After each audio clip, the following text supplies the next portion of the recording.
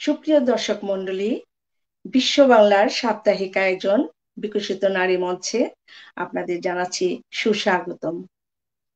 আপনাদের সাথে রয়েছি আমি প্যারিস থেকে সৈয়দা তৌফিকা শাহেদ। বিশ্ব বাংলা মানে বাংলাকে ভালোবাসুন, বাংলাকে ছড়িয়ে দিন সারা বিশ্বব্যাপী। আপনারা আমাদের সাথে যুক্ত হতে পারেন বিশ্ব বাংলার ফেসবুক পেজ এবং ইউটিউবে। আজকে আমাদের সাথে দুজন অতিথি যুক্ত হয়েছেন। আমি একে একে ওনাদের সাথে আপনাদের পরিচয় করিয়ে দিব। আমার সাথে আছেন প্যারিস থেকে সুমা দাস। আর ধন্যবাদ। ধন্যবাদ। আর বাংলাদেশ থেকে যুক্ত হয়েছেন আফরিনা আক্তার শিমু। আসসালামু আলাইকুম, আমি আফরিনা। ভালো আছেন তো আপনারা? আলহামদুলিল্লাহ। জি, আমরা ভালো আছি। আপনি কেমন আছেন? আপনি ভালো আছেন? জি, আলহামদুলিল্লাহ ভালো আছি। আজকে আমাদের একটি নতুন মঞ্চ, অনলাইন মঞ্চ থেকে, অর্থাৎ বিকশিত নারী সংঘের পক্ষ থেকে আমরা কয়েকজন বিকশিত নারী একসাথে হয়েছি।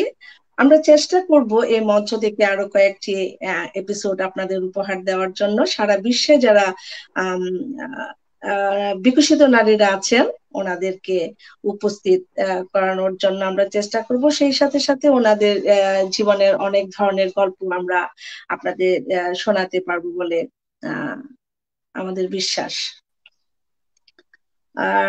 তো আমি প্রথমেই চলে যাচ্ছি সুমা দাসের কাছে, কারণ এই বিকশিত নারী সংঘটি প্রথমে শুরু হয় ফ্রান্সের প্যারিসে, যেটার হাল ধরেছেন আমাদের সুযোগ্য সাধারণ সম্পাদিকা সুমা দাস। তো সুমা দাসের কাছে আমি প্রথম যে জিনিসটা জানতে চাবো সেটা হচ্ছে যে আহ আপনি তো অবশ্যই অনেককে সহায়তা প্রদান করে থাকেন সাংগঠনিক ভাবে। সেটা আহ সে কি বলে যে ব্যক্তিগত ভাবে প্রদান করা এবং সাংগঠনিক ভাবে প্রদান করা, কোন ওয়েটাকে আপনি আহ অতি সহজ এবং সাবলীল অর্থাৎ সর্বজন বিদিত বলে মনে করেন? সোমা দাস। জি, ধন্যবাদ। তৌফিকের শাহাদ আপনাকে। আহ, প্রথমেই ধন্যবাদ জানাতে চাই বিশ্ব বাংলা নিউজ পোর্টালকে। কৃতজ্ঞতা জানাচ্ছি, তারা বিকশিত নারী মঞ্চে বিকশিত নারীদেরকে নিয়ে তাদের এগিয়ে যাওয়ার গল্প নিয়ে এই যে আলোচনার একটি আয়োজন করেছেন, একটি সৃজনশীল আয়োজন।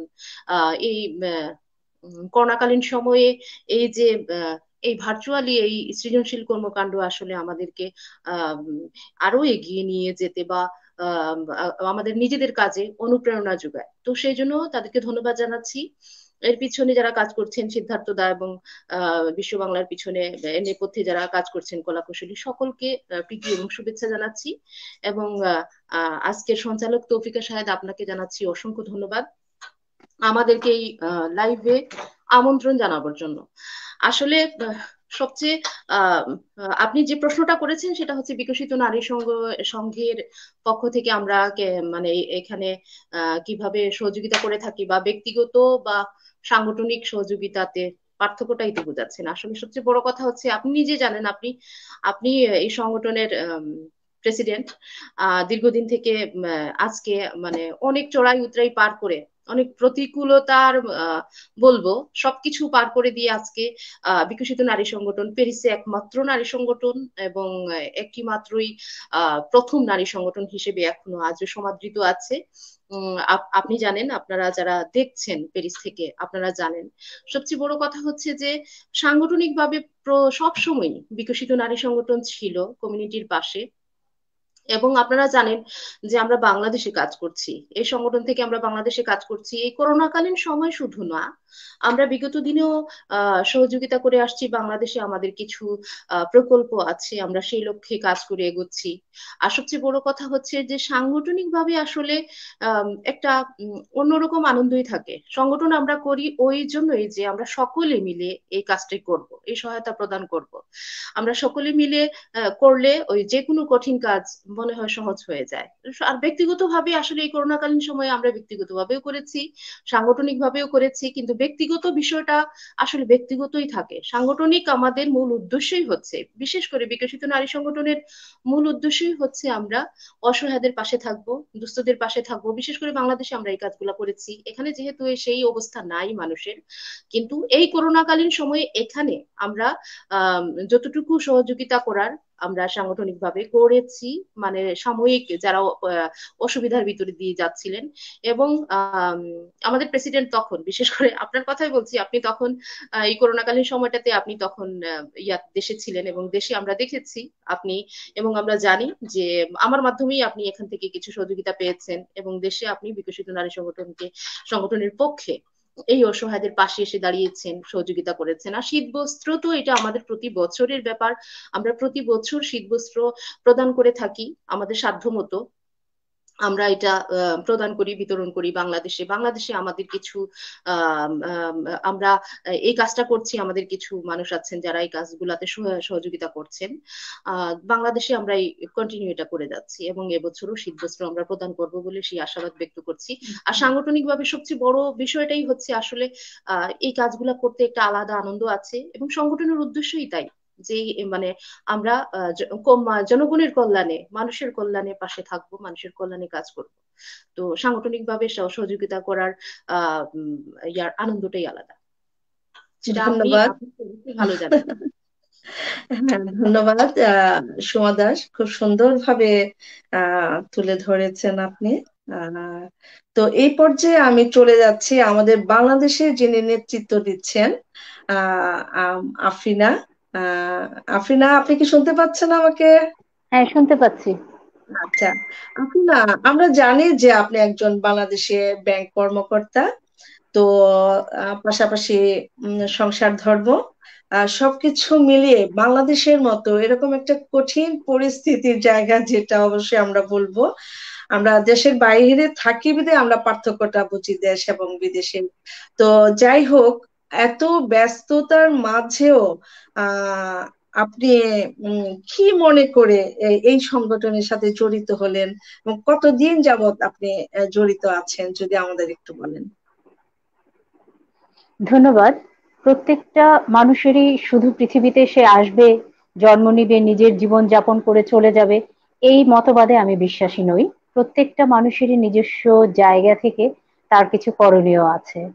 তো আমি আমার ক্ষুদ্র পরিসরে যতটুকু করার, প্রথমত আমি যে কোনো মানুষের জন্য কিছু করার মধ্যে আমি তৃপ্তি পাই বা আনন্দ পাই।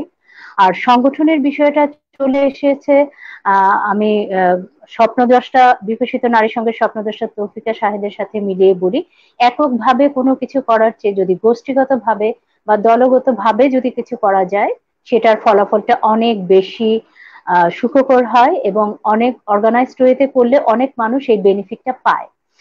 তো বিশেষত আমি যেটা মনে করি, একজন মানুষ হিসেবে, একজন মুসলমান হিসেবে মানুষের পাশে দাঁড়ানোটা তার নৈতিক দায়িত্বের মধ্যে পড়ে। আল্লাহ তাআলা আমাদেরকে যে যতটুকু এই অবস্থান তৈরি করে দিয়েছেন, সেটা তারই আশীর্বাদ, এবং সেই আশীর্বাদ থেকে কৃতজ্ঞতা স্বরূপ যারা এই কাছাকাছি আসতে পারেনি বা সমাজে দুস্থ, নিরক্ষর, অসহায়, তাদের পাশে দাঁড়ানোটা প্রত্যেকটা মানুষেরই কর্তব্য।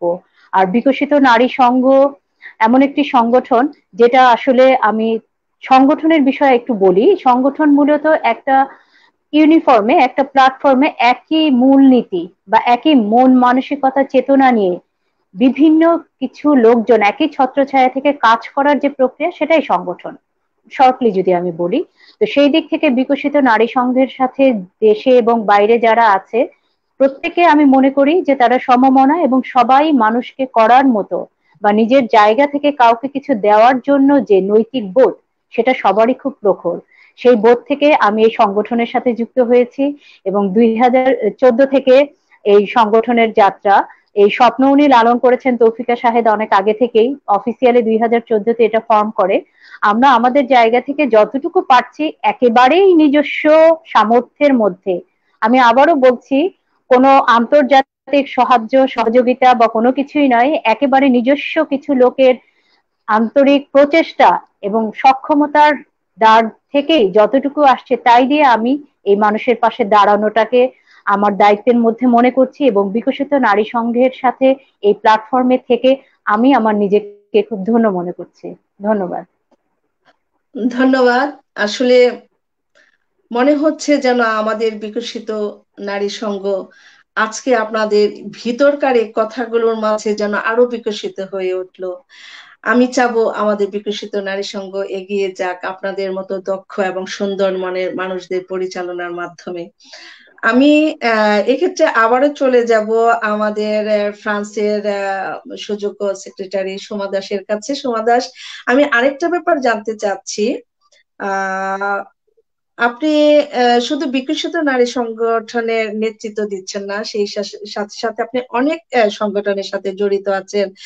একদিকে আপনি একজন শিল্পী, তাছাড়া আপনার ব্যক্তিগত জীবন অর্থাৎ সাংসারিক জীবন আপনি পরিচালনা করছেন।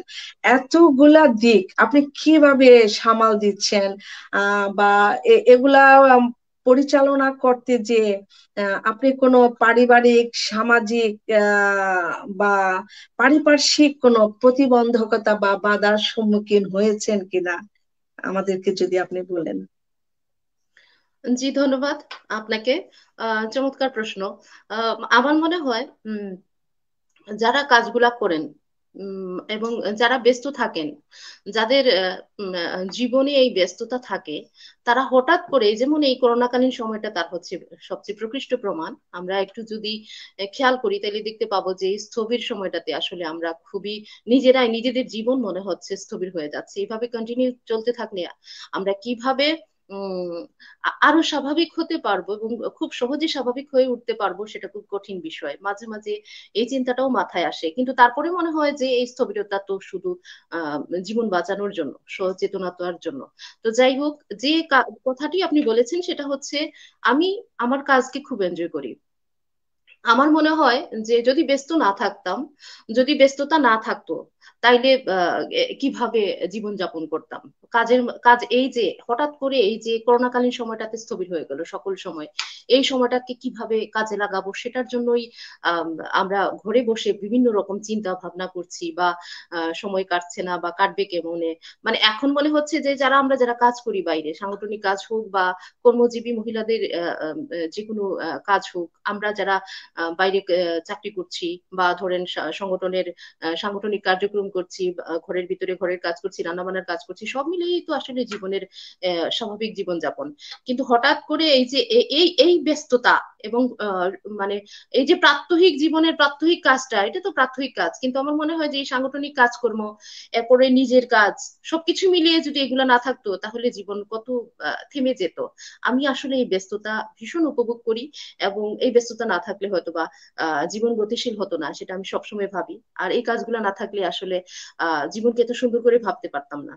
আমি আসলে এই সাংগঠনিক কাজ বলেন, সাংসারিক কাজ বলেন, সুন্দরভাবে নিজের সাথে মানিয়ে নিতে পেরেছি। আরেকটা ব্যাপার হচ্ছে, সেটা হচ্ছে আমার বাসায় আমার হাজবেন্ডের সাপোর্ট পাচ্ছি, বা এই সাপোর্টটা আছে বলেই আমি একে অন্যের পারস্পরিক সহযোগিতায় আমরা সুন্দরভাবে সাংসারিক কাজকর্ম চালিয়ে যেতে পারছি। বা এই দায়িত্ববোধের জায়গা থেকে যে উনি বুঝতে পারছেন যে আমি সাংগঠনিক কাজকর্মগুলো এইভাবে করছি, উনি আমাকে সমর্থন দিচ্ছেন।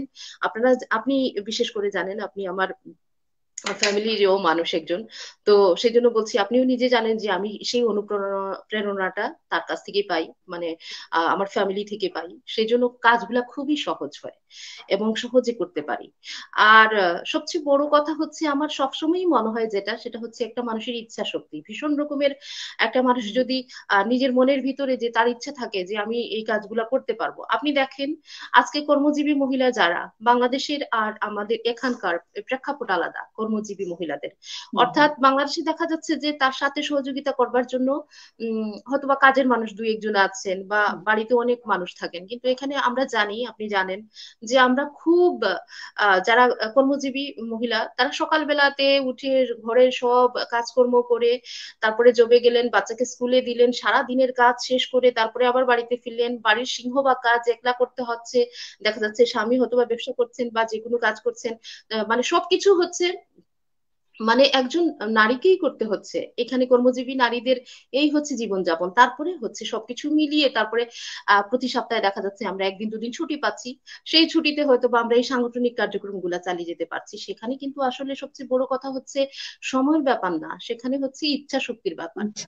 অর্থাৎ আমি সবকিছু সুন্দরভাবে সুষ্ঠুভাবে করার পর একটা সংসারের এই সংসারের এই যে নারীরা যে কাজগুলো করছেন, আমরা প্রতিনিয়ত কিন্তু বাংলাদেশেও দেখছি আমাদের সংসারে আছেন এই নারীরা, আমাদের সংসারে আছেন, আমরা নিজেরা করছি, সবকিছু মিলিয়েই যে সুন্দরভাবে যেতে পারছি, সুন্দরভাবে জীবনযাপন করতে পারছি এত ব্যস্ততার মাঝে, সেটা একটা প্রচন্ড রকমের ইচ্ছা শক্তির ব্যাপার। তো আমি মনে করি একজন নারীর ইচ্ছা শক্তি, স্বপ্ন এবং এগিয়ে যাওয়ার যদি মনোবৃত্তি থাকে, তাইলে সে যে কোনো পরিস্থিতি কাজ করতে পারে। আর প্রতিকূলতার কথা বলছেন, প্রতিকূলতা হচ্ছে যে আমি যখন প্রথম এখানে আসলাম হয়তোবা সেই প্রতিকূল পরিস্থিতিতে পড়তে হয় নাই, কারণ আপনারা যারা অগ্রজরা আমাদের আছেন, আপনারা এই পথটা দেখিয়ে দিয়েছেন। আমাদের প্রতিকূল পরিস্থিতি ছিল অবশ্য, কিন্তু আপনারা সহজ করে দিয়েছেন সেই পথকে, যাতে সেই পথে আমরা সুন্দরভাবে চলতে পারি। আমাদের পথকে আপনারা মসৃণ করে দিয়েছেন। এখন আমরা খুব সহজেই সাংগঠনিক কাজগুলো করতে পারি আপনাদের আপনাদের পথ অনুসরণ করে।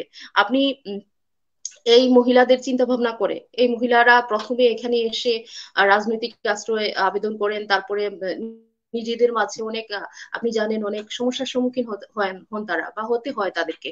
আপনারা সেই পথকে সহজ করার লক্ষ্যে এবং সেই নারীদের পাশে দাঁড়ানোর লক্ষ্যে মানে এই নারী সংগঠনের প্রতিষ্ঠা করেছিলেন, আপনি স্বপ্ন দেখেছিলেন এবং এই বিকশিত নারী সংগঠনের প্রতিষ্ঠা করেছিলেন সেই লক্ষ্যে। এখন আমরা সেই লক্ষ্যে কাজ করে যাচ্ছি এবং সেই কাজগুলো আপনারা সহজ করে দিয়েছেন বলে, সাংগঠনিক কাজগুলো। এখানে একটু বলে রাখা প্রয়োজন বা বিকশিত নারী সংগঠনের আসলে সেই আমি মনে করি ধীরে ধীরে আমরা সেই স্বপ্নের পথে এগুচ্ছি, আমরা সেই স্বপ্নের কাজগুলা করতে পেরেছি কিছুটা। এখানে যারা যেমন ধরেন রাজনৈতিক আশ্রয় গ্রহণের জন্য যেসব মহিলারা এসেছিলেন বা রাজনৈতিক আশ্রয় পাবার জন্য, বৈধভাবে জীবনযাপন করবার জন্য তাদেরকে অনেক কিছু করতে হয়, অনেক অ্যাটাস্টেশনের তাদের জীবনে দরকার হয়, অনেক কিছুর দরকার হয়, আমরা জানি অনেক কাগজপত্রের দরকার হয়। তো সে লক্ষ্যে আমাদের সংগঠনের আমরা কিছু অ্যাটাস্টেশন তাদেরকে দিতে পেরেছি এবং তারা সেখানে সফল হয়েছেন। সেই অ্যাটাস্টেশন দিয়ে বেশিরভাগ ক্ষেত্রেই তারা সফল হয়েছেন এবং আমরা যে সেটা দিতে পেরেছি সেজন্য আমাদের নিজেদেরও একটা ভালো লাগা আছে। এবং তারা যে সফল হয়েছেন অ্যাটাস্টেশনের কথা শুধু বলবো না, তারা নিজেদের জন্য নিজেদের জীবন যুদ্ধে নিজেরা সফল কাম হয়েছেন, কিন্তু আমরা এই সহযোগিতাটা করেছি। তাদেরকে আমরা চেয়েছি যে মানে একজন নারীর মানে সর্বান্তকরণে সফল হওয়ার পেছনে যদি সংগঠন কিছুটা মাত্র সহযোগিতা করতে পারে, তাতেই আমরা আমাদের স্বপ্নের এই এবং পরিকল্পনা কিছুটা পূর্ণ হবে এবং সেই লক্ষ্যে আমরা কাজ করে যাচ্ছি। অনেক অনেক ধন্যবাদ সুমা, আপনাকে এত সুন্দর করে আপনি ব্যাখ্যা করলেন ব্যাপারটাকে। তো আবারও আসবো আপনার কাছে আমি এই পর্যায়ে আফরিনা আপা আপনাকে চাচ্ছি বাংলাদেশের প্রেক্ষাপটে আপনার সাথে একটু কথা বলবো। বাংলাদেশের অসহায় নিরক্ষর নারীদের উন্নয়ন বা এগিয়ে নিয়ে যেতে কি ধরনের পদক্ষেপ নেওয়া প্রয়োজন বা নেওয়া যেতে পারে, আপনি যদি এই ব্যাপারে কিছু বলেন। মানে নারীদের নিরক্ষর অসহায় নারীদের উন্নয়নের লক্ষ্যে কি ধরনের পদক্ষেপ আপনারা নিয়ে থাকেন বা কি ধরনের পদক্ষেপ নিলে পরে তারা লাভবান হবে? ধন্যবাদ। এতক্ষণ সমাধির কথা শুনছিলাম। সত্যি পৃথিবীর অন্যান্য দেশ এবং বাংলাদেশ দুইটা যদি কম্পেয়ার করি, এখানকার সামাজিক অবস্থানটা অনেকটাই ভিন্ন। তো সেই জায়গা থেকে নারীদেরকে সাহায্য করার জন্য প্রথমে আমি যেটা মনে করি, সবার আগে দায়িত্ববোধ এবং সচেতনতা বাড়াতে হবে। আমি আমার জায়গা থেকে বলবো, বিকশিত নারী সংঘ থেকে বা আমি আমার জায়গা থেকে কোনো নিরক্ষর মহিলাকে যদি আমি অক্ষর জ্ঞান বা তাকে কর্মক্ষম বা তাকে নিজের পায়ে দাঁড়ানোর জন্য আমি তাকে বলি, তার মধ্যে সেই সচেতনতাই নেই। সে নিজেই নিজেকে ভালো অবস্থানে দেখতে চাচ্ছে না। আমি আরেকজন বলবে তারপর সে নিজের জায়গা থেকে তার অবস্থানটা বুঝবে, এটা আসলে আমাদের দেশের জন্য খুব কঠিন। দেখা যাচ্ছে আমি অনেক প্রতিকূল অবস্থার মধ্যে দিয়ে থাকি, একটা মহিলা তার পরিবারের কাছ থেকে অনেক সময় সেই সাপোর্টটা পায় না, যেটা সমাধি বলেন ওখানে উনি পাচ্ছেন। আমাদের দেশে কিন্তু এটা হচ্ছে না। এত বেশি প্রতিবন্ধকতা আসলে আমাদের প্রতিটা কাজে, সেটা চিন্তাই করা যায় না। আমি নারী হিসেবে বলবো যে আমাদের দেশে অনেক শিক্ষিত নারী অনেক প্রতিবন্ধকতা বা প্রতিকূলতার মধ্য দিয়ে দিন অতিবাহিত করে, সংসার, চাকরি বা নিজের জায়গা থেকেও সামাজিক কিছু কর্মকাণ্ডের সাথে জড়িয়ে থেকে ভালো কিছু করাটা তার জন্যই কঠিন হয়ে যায়। সেক্ষেত্রে নিরক্ষর বা অসহায় মহিলাদের থেকে ওই জায়গা থেকে তাদেরকে টেনে আনা অনেক অনেক বেশি কঠিন। তারপরেও যেটা করতে হবে, প্রত্যেকটা মহিলাকে সাহায্য করার আগে সে নিজেই যেন নিজেকে তৈরি করতে পারে, সেটাই আসলে বিকশিত নারী সংঘের লক্ষ্য। ব্যাপারটা এমন নয় যে আমি তাকে 1 কেজি চাল দিলাম, 1 কেজি ডাল দিলাম, বিভিন্ন ফেস্টিভ্যালে শাড়ি দিলাম, বিষয়টা আসলে তা নয়। আমরা বিকশিত নারী সংঘ থেকে কখনোই চাচ্ছি না এই ধরনের সাহায্য দিয়ে তাকে নিজেকে নিজের অবস্থান থেকে আরো নিচে নামিয়ে যেতে, সে পরনির্ভরশীল যেন না হয়, সেটা আমাদের লক্ষ্য নয়। আমাদের লক্ষ্য হচ্ছে প্রত্যেকটা নারী তার জায়গা থেকে একটা সাহায্যের হাত আমরা বাড়িয়ে দিব, যে সাহায্যের হাত ধরে সে নিজেকে স্বাবলম্বী করতে পারবে, সে একটা পরিবার তথা নিজেকে নিজে একটা ভালো অবস্থানে রাখতে পারবে। বিভিন্ন প্রতিবন্ধকতা থেকে সে মুক্ত করার জন্য যে সচেতনতা দরকার বা যে বোধটা দরকার, সেই বোধটা তার মধ্যে তৈরি হবে। তো বাংলাদেশের প্রতিকূলতার মধ্যে আমি যেটা সবচেয়ে বড় যেটা আমি ফেস করি সেটা হচ্ছে, আপনি যদি বিষয়টা আমি এভাবে বলি, যে আপনি যদি কাউকে কিছু দেবেন, শুধুমাত্র দেবেন, তাহলে দেখবেন লম্বা লাইন। কিন্তু যদি বলেন তুমি এই দেয়ার সাথে তুমি নিজে কিছু করো, সেক্ষেত্রে আপনার একটা একটা পাতা ঝরার মতো, শীতকালের পাতা ঝরার মতো সবই ঝরে যায়। তো তাদের ওই জায়গা থেকে টেনে আনতে আসলেই আমাদের অনেক কষ্ট হয়। তাদেরকে আমরা বোঝাই যে সেলাই কাজ পারে তুমি সেলাই কাজ করো, যে ভালো পিঠা বানাতে পারে তুমি ভালো পিঠা বানাতে পারো, তাকে মানে এন্টারপ্রেনিউর করে তৈরি করার জন্য আমরা চেষ্টা করি। তাকে আমরা ক্ষুদ্র ঋণ দিয়ে বা তাকে আর্থিক সহায়তা দিয়ে তাকে বলি যে তোমার ফাইন্যান্সটা আমি দিব, তুমি চিন্তা করো না, তুমি শুধু কাজ করবে, তুমি কাজ করবে, তোমাকে তুলে আনার দায়িত্ব আমার। তারপরেও কোথায় যেন তাদের বিশ্বাসের জায়গাটা ঘাটতি থেকে যায়। আসলে বিষয়টা হয়েছে কি, মানুষের তো মানে রিপুর ব্যাপারটা স্বার্থ এবং স্বার্থহীনতা দুইটা নিয়েই তো বাস করি আমরা। প্রত্যেকেই স্বার্থহীনতাকে সহজে মেনে নিতে চায় না। সবাই ভাবে এর মধ্যে নিশ্চয়ই কোনো স্বার্থ আছে, যে স্বার্থের জন্য আমরা এই কাজগুলি করছি। আমাদেরকে খুব কষ্ট করে বোঝাতে হয় যে আমাদের স্বার্থ নয়, আমাদের স্বার্থ এইটুকুই যে আমাদের সমাজে মহিলারা ভালো থাকবে, তারা একটা অবস্থান তৈরি করবে, দেশকে এগিয়ে নিয়ে যাবে, পরিবারের মধ্যে তাদের আর্থিক মুক্তি মিলবে, তারা স্বাধীনতা উপভোগ করবে, তারা সর্বোপরি একটা পরিবারকে এগিয়ে নিয়ে যাবে। এই বোধটা তাদের মধ্যে তৈরি করতে আমাদের অনেক প্রতিকূলতা মধ্যে দিয়ে যেতে হয়। তো সেক্ষেত্রে আমি বলবো যে অক্ষর জ্ঞানটাই শুধু নয়, তাদেরকে কাউন্সিলিং করতে হবে। অক্ষর জ্ঞান বলতে শুধু নাম লিখতে পারলো সেটাই আমি বলবো না। তাদেরকে আমি যেটা বলবো, জ্ঞানটা যেটা তাদেরকে বলতে হবে তুমি দুর্বল নয়, তুমি পৃথিবীতে এসেছো শুধু রান্না বান্না করবে, সন্তান জন্ম দিবে, তারপর পৃথিবীতে চলে যাবে, বিষয়টা তা নয়। তুমি তোমার জায়গা থেকে যতটুকু পারো করো, তুমি তোমার জায়গা থেকে সবাই সব ভালো কাজ করবে, সবাই সবকিছু পারবে এমন তো নয়। প্রত্যেকটা মানুষকে আল্লাহ তাআলা একেবারেই নির্বোধ বা নির্গুণ করে তৈরি করেনি। তার মধ্যে কিছু না কিছু আছে যেটা সুপ্তভাবে আছে, সময়, সুযোগ, পরিস্থিতি এইগুলার অভাবে হয়তো সে নিজেই জানে না তার ভেতরে কোন গুণটা রয়েছে। তো বিকশিত নারী সংঘের কাজ হচ্ছে সেই সব নারীদেরকে খুঁজে বের করা এবং তাদেরকে আর্থিক, সামাজিক সমস্ত ধরনের সাপোর্ট দিয়ে তাদেরকে ইনোভেটিভ করা, তাদেরকে নিজের জায়গা থেকে যতটুকু সম্ভব স্বাবলম্বী করে তোলার জন্যই আমরা কাজ করে যাচ্ছি। তো আমরা জানি না কতটুকু পারছি, প্রতিবন্ধকতার মধ্যে দিয়ে যেতে হবে, কারণ প্রতিটা ভালো কাজের পেছনেই অনেক বেশি প্রতিবন্ধকতা। আর এই প্রতিবন্ধকতাকে জয় করে কোনো কিছু করার মাঝে যেই আনন্দ, সেটা অনেক। আর বিকশিত নারী সংঘের পক্ষ থেকে বা সর্বোপরি আমি একজন মানুষ হিসেবে আমি এই আনন্দটাকে খুব উপভোগ করি, যে সহজেই যদি পেয়ে যাই সেটার মধ্যে খুব একটা আনন্দ নাই। যত বেশি প্রতিকূলতা, যত বেশি নেগেটিভিটি, তার মাঝখান থেকে বের করে আনাটাই সফলতা। ধন্যবাদ। ধন্যবাদ আফরিনা। আসলে আপনারা এত সুন্দর সুন্দর কথা বলছেন।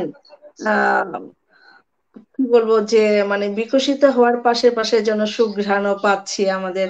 আসলে সবচেয়ে বড় কথা যেটা আপনি বললেন যে সচেতনতা, প্রতিটা মানুষকে যদি আমরা প্রতিটা ক্ষেত্রের ব্যাপারে সচেতন করে তুলি, অবশ্যই তারা শুনবে, আমাদের হতাশ হলে হবে না।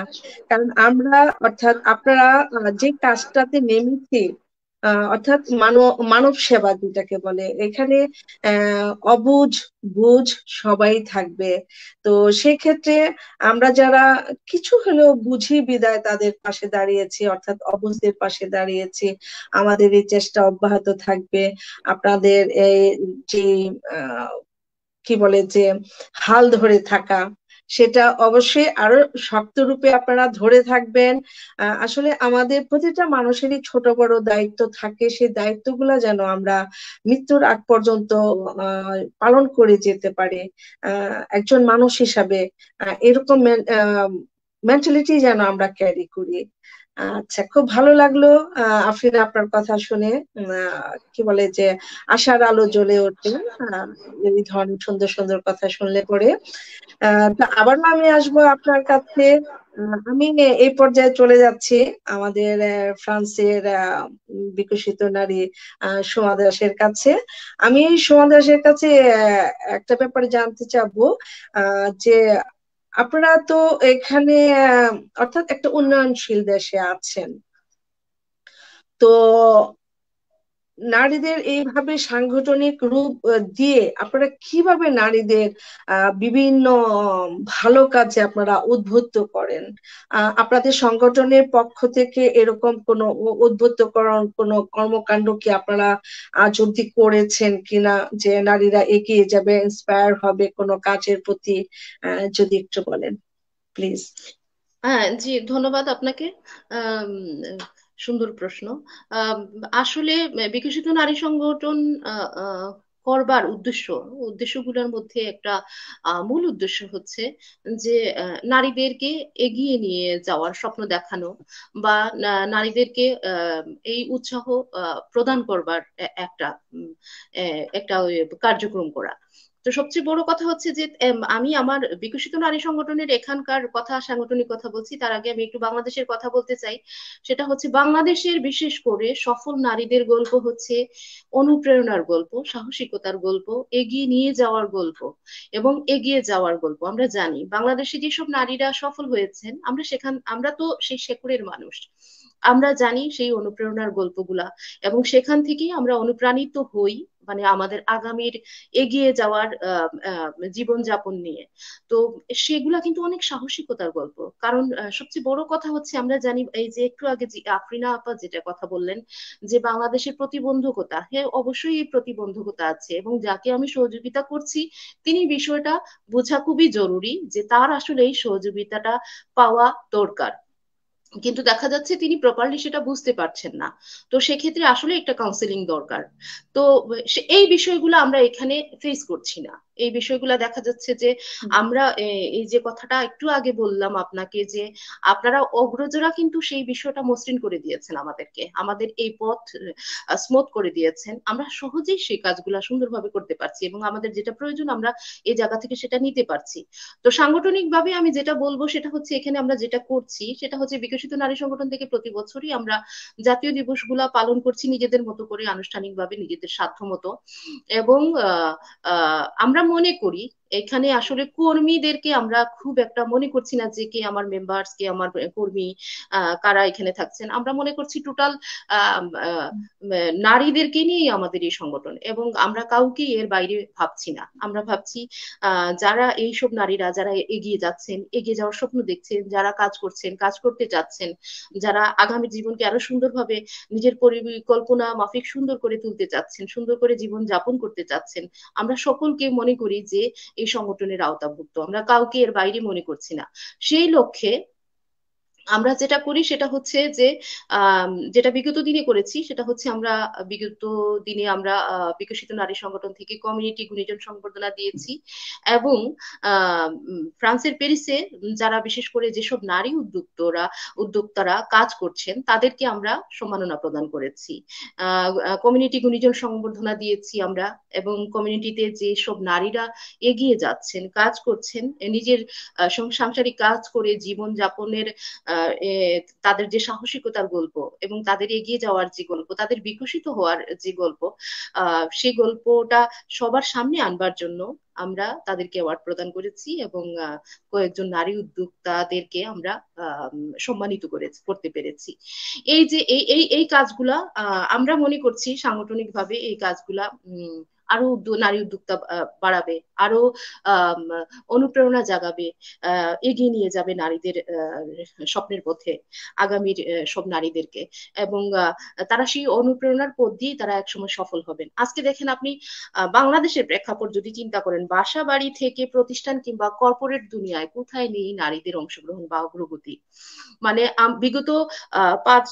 বিগত 1 বছরের অধিক সময় ধরে কিন্তু বিভিন্ন প্রতিষ্ঠানের প্রধান হয়ে আছেন এইসব নারীরা, যারা এগিয়ে গিয়েছেন, যারা এগিয়ে যাওয়ার স্বপ্ন দেখেন।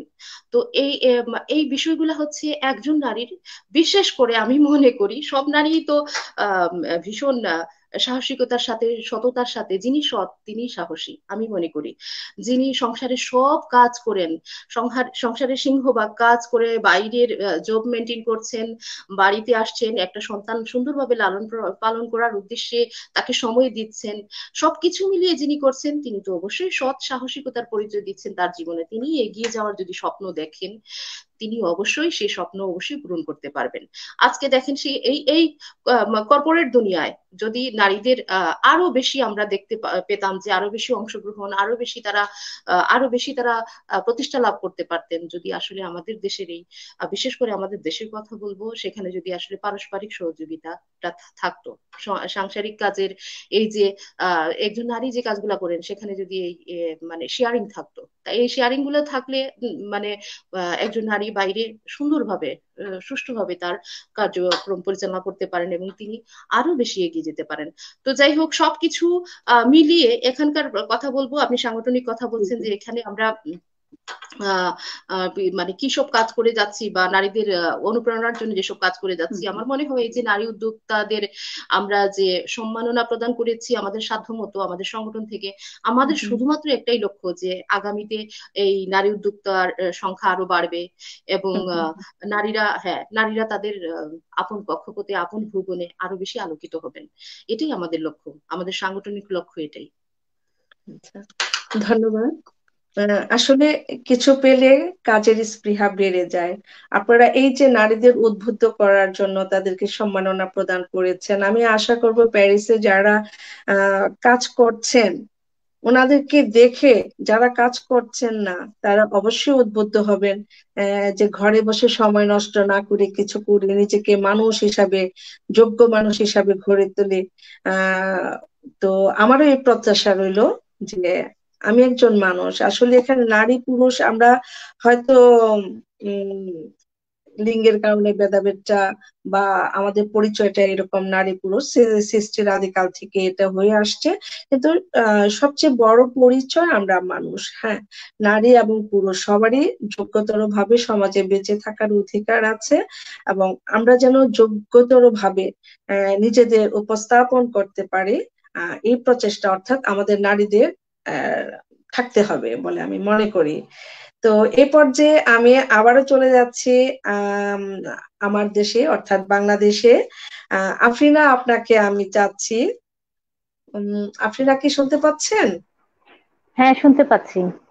আচ্ছা, আমার যে প্রশ্নটা এখন থাকবে, আপনারা কি শুধু নারীদের নিয়ে কাজ করে থাকেন, বা এই সকল অসহায় পরিবারদের আর কি ধরনের সহায়তা প্রদান আপনারা করে থাকেন?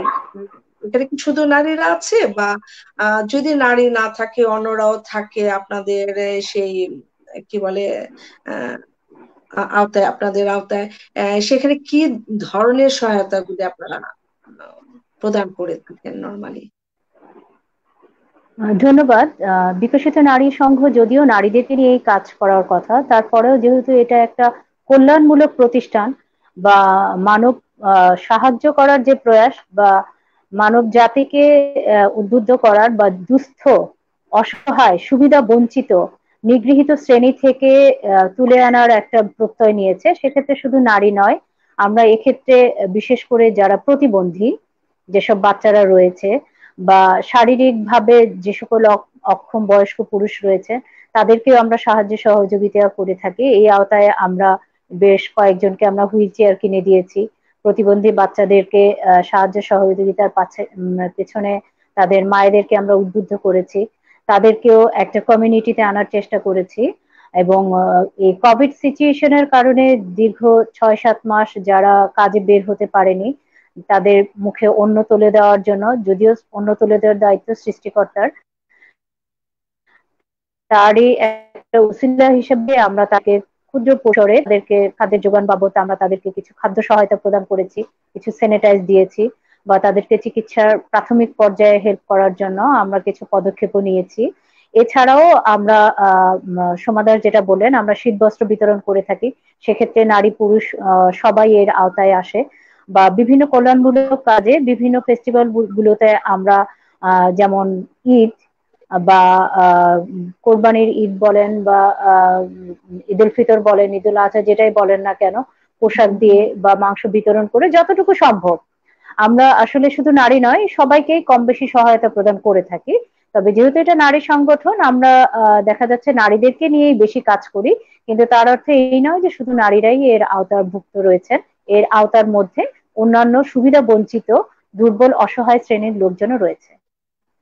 ধন্যবাদ। ধন্যবাদ। আসলে অনেক তথ্য বেরিয়ে আসছে আপনাদের কাজের মাধ্যমে, যেটা আপনারা আজকে এই অনলাইন বিকশিত নারী মঞ্চে পরিবেশন করছেন। অনেক অনেক ধন্যবাদ। আমি আবারও আপনার কাছে আসবো। আসলে আপনাদেরকে একেবারে ছাড়তে ইচ্ছে করছে না, হ্যাঁ, তো তারপরে তো একটা সময় আমাদের শেষ করতেই হবে, তারপর আমি আসছি। তো এই পর্যায়ে আমি আবারও সোমা দাসের কাছে চলে যাচ্ছি। সোমা দাস, আচ্ছা, আপনার কাছে আমি আরেকটা ব্যাপারে জানার খুব ইচ্ছে বা আগ্রহ। আম, আপনি তো প্রবাসে আছেন, প্রবাসে আম, আমরা তো সরাসরি দেশ থেকে এসেছি। তো এখানে যারা নতুন প্রজন্ম, অর্থাৎ আমাদের যে বাচ্চারা এখানে বড় হচ্ছে, আহ, তাদের জন্য আহ মানে সেটা সাংগঠনিক দায়িত্ববোধ থেকে হোক বা আপনার নিজস্ব দায়িত্ববোধ থেকে হোক, কি ধরনের কাজ করলে পরে ওরা বাংলাকে মনে রাখবে বা বাংলাকে লালন করবে মনে, বা বাংলাকে ধারণ করবে তার মানসিকতায়, এরকম কিছু কি আপনারা করছেন কিনা? জি, ধন্যবাদ। আম, আপনি জানেন, এখানে প্যারিসে আহ, এইসব এখানে যারা নতুন প্রজন্ম, যারা অর্থাৎ এখানে যারা জন্মগ্রহণ করেছে যেসব বাচ্চারা, তাদেরকে বাংলা শেখানোর লক্ষ্যে এবং বাংলা কৃষ্টি এবং সংস্কৃতির সাথে পরিচয় করিয়ে দেবার লক্ষ্যে এবং তাদের শিকড়ের সাথে সম্পৃক্ত করবার লক্ষ্যে আমরা মুক্তিযোদ্ধা সংহতি পরিষদের উদ্যোগে ফ্রেঞ্চ বাংলা স্কুলের প্রতিষ্ঠা করেছি। এবং সেই স্কুলে কিছু সংখ্যক বাচ্চারা যারা স্কুলে যাচ্ছে, সেসব বাঙালি বাচ্চারা যারা এখানে জন্মগ্রহণ করেছে, আমরা তাদেরকে বাংলা শিক্ষা পাঠদান করে থাকি। অর্থাৎ তারা দেখা যাচ্ছে যে তারা এখানে ফরাসি স্কুলে যাচ্ছে, ফরাসি ভাষা শিখছে, তাদের সংস্কৃতি শিখছে, সবকিছু ঠিক আছে। তাদের মা বাবা বাঙালি, বাসায় হয়তো বা অত বেশি বাংলা চর্চা হচ্ছে না, সবসময় যে কথাটা বলছে, সারাদিন স্কুলে থাকছে, বাসায় গিয়ে হয়তো বা সেই সময় পাচ্ছে না মার বাবার সাথে সেই আম, সুন্দর করে বাংলার চর্চাটা করতে। তো সেক্ষেত্রে সে লক্ষ্য মাথায় নিয়ে আমরা ফ্রেঞ্চ বাংলা স্কুলটার প্রতিষ্ঠা করেছি। এবং এখানেও আমাদের স্বপ্ন যে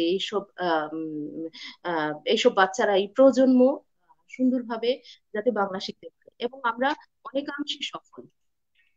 এবং এক্ষেত্রে আমরা কিন্তু অনেকাংশেই সফল হয়েছি। কারণ আমরা মনে করছি যে আমরা যথাযথ পাঠদান দিতে পারছি। এখানে আমার সাথে আরো আমি এই ফ্রেঞ্চ বাংলা স্কুলের শিক্ষকতার দায়িত্বে আছি।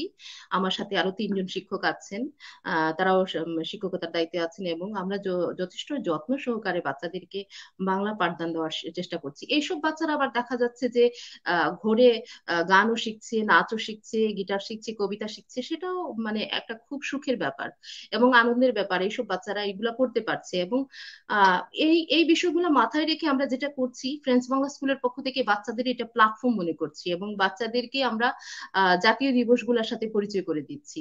বাংলাদেশের জাতীয় দিবসগুলা, যে জাতীয় দিবসগুলা যেমন 26শে মার্চ কি, 16ই ডিসেম্বর কি, মানে এই বিষয়গুলা জানবার লক্ষ্যে আমরা আনুষ্ঠানিকভাবে তাদেরকে সেই বিষয়গুলা পরিচয় করে দিচ্ছি। অর্থাৎ সে অনুষ্ঠানের মাধ্যমে সে গান করতে পারছে, সে যেটা করতে পারছে সেটা সুন্দরভাবে পরিবেশন করতে পারছে। তাতে করে সে বিষয়টাকে আরো বেশি আহ হৃদয়ঙ্গম করতে পারবে, অর্থাৎ হৃদয় থেকে বুঝতে পারবে যে দেশের একটা দিবস, অর্থাৎ 21শে ফেব্রুয়ারি, সেখানে সে শহীদ মিনারে গিয়ে ফুল দিবে, কেন দিবে, সেটা সে বুঝবে।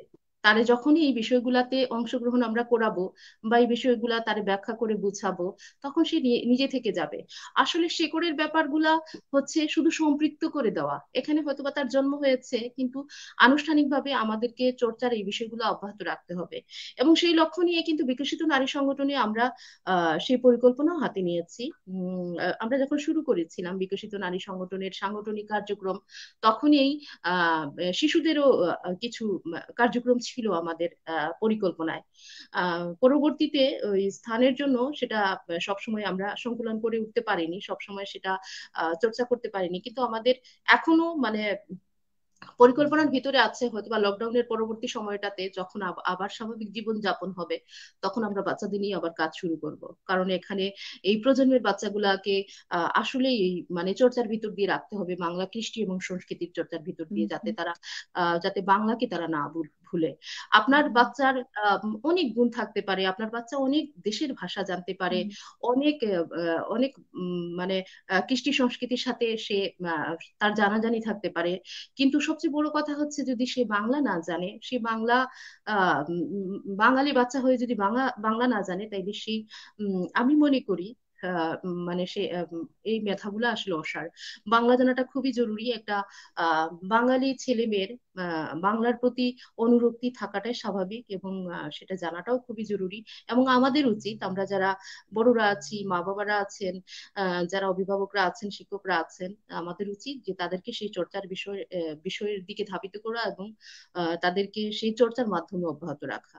তো সেই লক্ষ্য নিয়ে আমাদের সাংগঠনিক কিছু কার্যক্রম আছে, আমরা আগামীতে সেটা শুরু করব, আমাদের পরিকল্পনার ভিতরে আছে। আর আপাতত আপনি জানেন প্যারিসে ফ্রেঞ্চ বাংলা স্কুল, এখানে একটা মাত্র স্কুল আছে যেখানে বাচ্চাদেরকে বাংলা শেখানো হয়।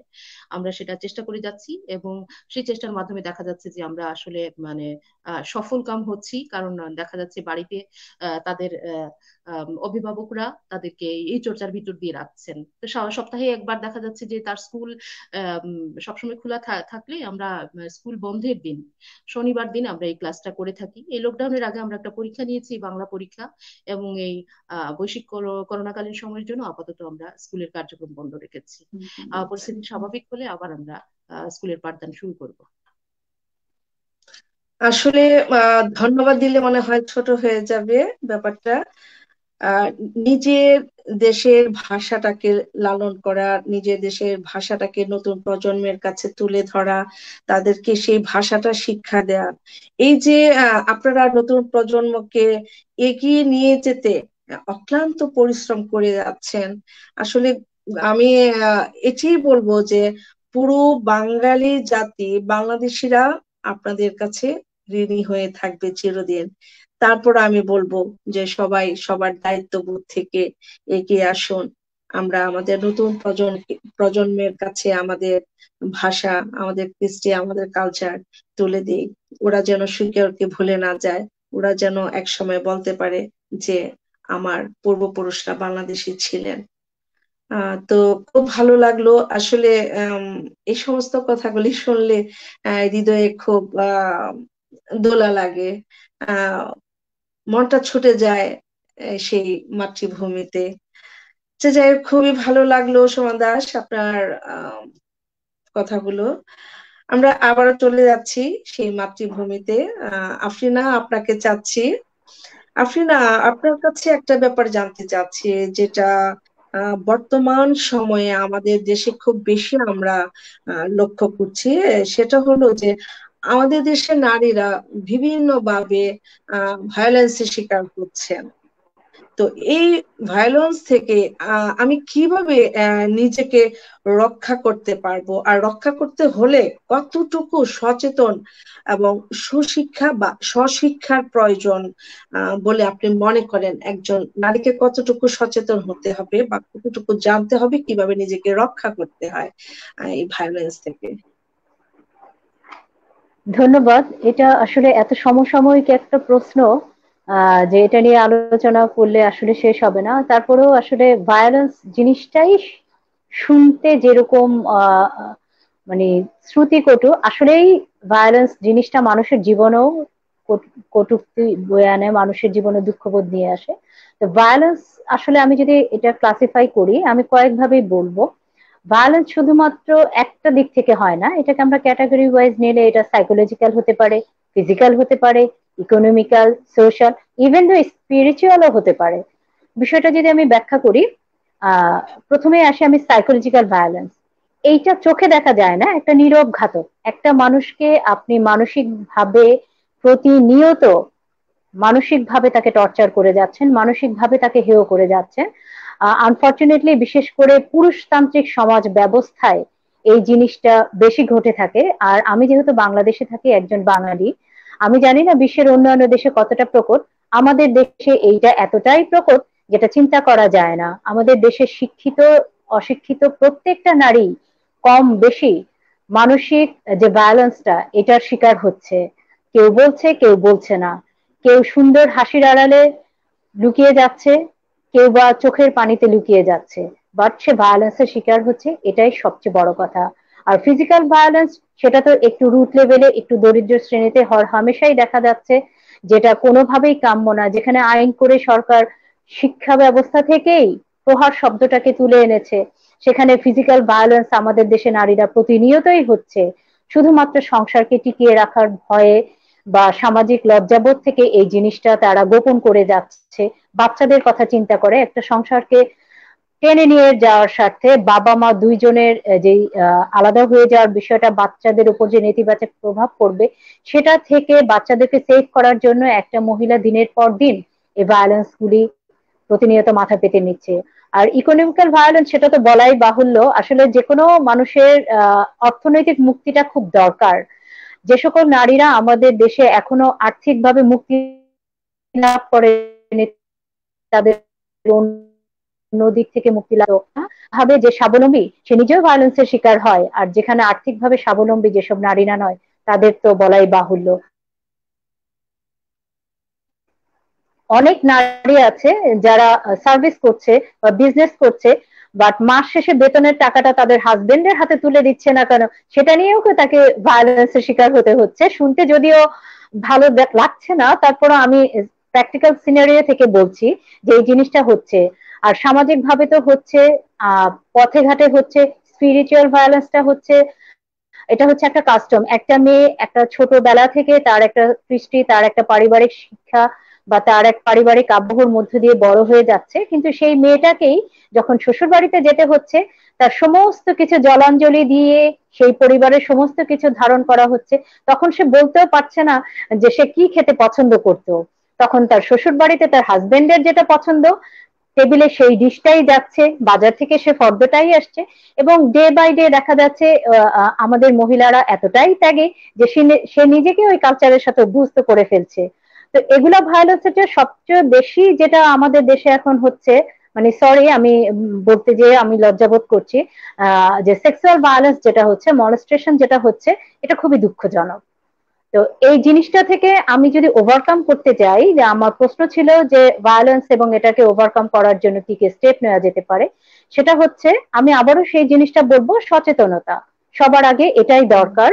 আর আইন জানতে হবে। আমাদের দেশে অনেক আইন রয়েছে, এটা প্রয়োগের ঘাটতি রয়েছে, এবং আমরা অনেক সময় লোকলজ্জার ভয়ে বা আইন না জানার ভয়ে আমরা সেই পর্যন্ত যাচ্ছি না, আমি আইনি সুবিধা থেকে আমরা বঞ্চিত হচ্ছি। আর নারীদেরকে আমি বলবো এই অবস্থা থেকে, ভায়োলেন্স থেকে একজন মা হিসাবে তার ভূমিকা অনেক বেশি। কারণ একটা ভায়োলেন্স যিনি করছেন, সে একটা পুরুষ যদি করে থাকে, সেই পুরুষটা কিন্তু জন্ম থেকে ভায়োলেন্সটা শিখে বড় হয়নি। তার যে নৈতিক অবক্ষয়, তার যে সামাজিক অবক্ষয়, তার যে নৈতিক শিক্ষা, সেটার যথেষ্ট ঘাটতি থেকেই সে ডে বাই ডে এই পর্যায়ে চলে যাচ্ছে। একটা ছেলে বা মেয়ে যখন বড় হয়, তখন একজন মাই পারে তার নৈতিক বোধগুলা ছোটবেলা থেকেই, তার ধর্মীয় বোধ, নৈতিক বোধগুলা, মূল্যবোধ, এই জিনিসগুলিকে তার বুস্ট আপ করতে। মূল্যবোধ জিনিসটা যদি আমরা পারিবারিক ভাবে, সামাজিক ভাবে, রাষ্ট্রীয় ভাবে সব জায়গায় লালন করে থাকি, সেক্ষেত্রে ভায়োলেন্সটা অনেকটাই কমে যাবে। আমাদের যে সামাজিক অবক্ষয়, নৈতিক অবক্ষয়, এই জিনিসগুলি থেকে আমাদেরকে দূরে থাকতে হবে এবং প্রত্যেকে নিজের জায়গা থেকে সচেতন হতে হবে। আমি যদি এভাবে বলি, আমার রাষ্ট্রের দায়িত্ব নেওয়ার দরকার নেই, আমার অনেক লোকের দায়িত্ব নিতে হবে বিষয়টা তা নয়, আমি আমার পরিবারের দায়িত্ব নেই। আমি বলতে চাই যে আমি একজন মা হিসাবে আমি আমার সন্তানকে কতটুকু নৈতিক শিক্ষা দিচ্ছি। আমি আমার সন্তানকে নৈতিক শিক্ষা দিব, আপনি আপনার সন্তানকে নৈতিক শিক্ষা দিবেন। আমার পরিবারের যে কৃষ্টি কালচার, সেটাকে আমি লালন করব। আমার পরিবারের যে নিয়ম নীতিমালা, তাকে একটা পারিবারিক অনুশাসন, সেই আওতার মধ্যে এনে বড় করব। প্রত্যেকটা পরিবার যদি এই জায়গাটা এনশিওর করে যে আমি আমার পরিবারের সদস্যদেরকে নৈতিক অবক্ষয় থেকে রক্ষা করব, তাদেরকে নৈতিক মূল্যবোধ, যে জিনিসগুলি তাদেরকে ছোটবেলা থেকে ধর্মীয় মূল্যবোধ নিয়ে বড় করব, তাহলেই সেই পরিবারের লোকগুলি আর ভায়োলেন্সের পথে যাবে না। এমনি করে যদি প্রতিটা পরিবারই আমরা সচেতন হই, সমাজ সচেতন হবে, সমাজ সচেতন হলে দেশ সচেতন হবে, দেশ সচেতন হলে পৃথিবী সচেতন হবে। কাজেই আমরা যার যার জায়গা থেকে নৈতিক বোধগুলি নিয়ে আমরা তাদেরকে বড় করি। আর সেক্ষেত্রে মায়েদের ভূমিকা, নারীদের ভূমিকা সবচেয়ে বেশি। কারণ একজন নারীই পারে একটা মায়ের জায়গা থেকে একটা বাচ্চাকে বড় করে তোলার পেছনে তার যে চালিকা শক্তি এবং তার যে সঠিক মূল্যবোধ, সেই জিনিসটা শিক্ষা দিতে পারে। তো সেই দিক থেকে আমি বলবো, আমি বিকশিত নারী সংঘের যেটা আবার আমি টানি, এটা আমরা অ্যাক্টিভিটি নিতে পারি। একটা আমাদের সোশ্যাল অ্যাক্টিভিটিও রয়েছে, সোশ্যাল অ্যাক্টিভিটির মধ্যে আমরা এই জিনিসগুলি আনতে পারি। এই জিনিসগুলি আমরা হবে কি আনলে, এটা আমাদের দেখা যাচ্ছে যে ভায়োলেন্সটা কমে গেলে আমরা ডেভেলপমেন্টের একটা স্টেপে কিন্তু আমরা এগিয়ে যাব। কারণ ভায়োলেন্স যে জিনিসটাকে আমাকে পেছনে টেনে ধরবে বা আমার মধ্যে অনেক কিছু যে স্পিরিটটা, সেটা কিন্তু নষ্ট করে দেবে। আমি ভাববো না এটা করতে যাব, এটা করলে বিপদ। একটা মেয়ে যখন কাজের প্রয়োজনে বাইরে বের হবে, তখন সে নিরাপত্তাহীনতায় ভুগবে, যে না আমি আমি বাইরে থাকতে পারবো না, আমার নিরাপত্তার দায়িত্ব কে নিবে। বা পরিবার থেকেই বলা হয় যে তুমি মেয়ে, তুমি এটা করো না, তোমাকে এটা মানায় না, তুমি করা যাবে না। সবই কিন্তু এই না শব্দটা শুধুমাত্র, আমি যেটা মনে করি বাংলাদেশের আসপেক্টে তার সিকিউরিটিটা সে নিশ্চিত করতে পারছে না। ভায়োলেন্সকে সে সর্বাগ্রে লালন করছে এইভাবে যে আমি যখন ঘর থেকে বের হব, আমার পাড়ার মহল্লা ছেলে থেকে শুরু করে আমি একটা ট্রান্সপোর্টে যাব সেখান থেকে, এবং সরি মানে বিভিন্ন অফিসেও মেয়েরা বিভিন্ন ভাবে ভায়োলেন্সের শিকার হয়। হ্যাঁ, সেটার ধরন বা চরিত্র হয়তো বিভিন্ন জায়গা থেকে ভিন্ন, বাট এই ভায়োলেন্সের শিকারটা হচ্ছে। সেই দিক থেকে আমাদেরকে সচেতন হতে হবে, আত্মবিশ্বাসী হতে হবে এবং নারীদেরকে শক্তিশালী হতে হবে। নারী দুর্বল নয়, নারীকে শক্তিশালী হতে হবে। নারীকে বলতে হবে যে না, তুমি চাইলেই আমার সাথে যা খুশি তা করতে পারো না, আমারও একটা জায়গা আছে, আমার একটা অবস্থান আছে। এবং সেক্ষেত্রে যে আইনগুলি রয়েছে, সে আইনের প্রয়োগ করতে হবে এবং সনাতনী যে প্ল্যাটফর্ম, সেই প্ল্যাটফর্ম থেকে বেরিয়ে আসতে হবে। অবশ্যই সেটা, আমি যেটা বলবো, তাকে আধুনিক হতে হবে, সেটা মেধা মননে, অবশ্যই স্বল্প বসনা দিয়ে নয়।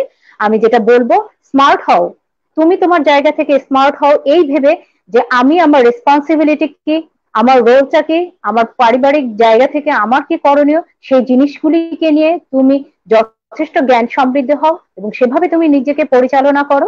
তুমি তোমার পরিবারকে সেভ করো, তোমার পরিবার ভায়োলেন্স মুক্ত হোক, দেন সমাজ হবে, সমাজ থেকে রাষ্ট্র, রাষ্ট্র থেকে বিশ্ব।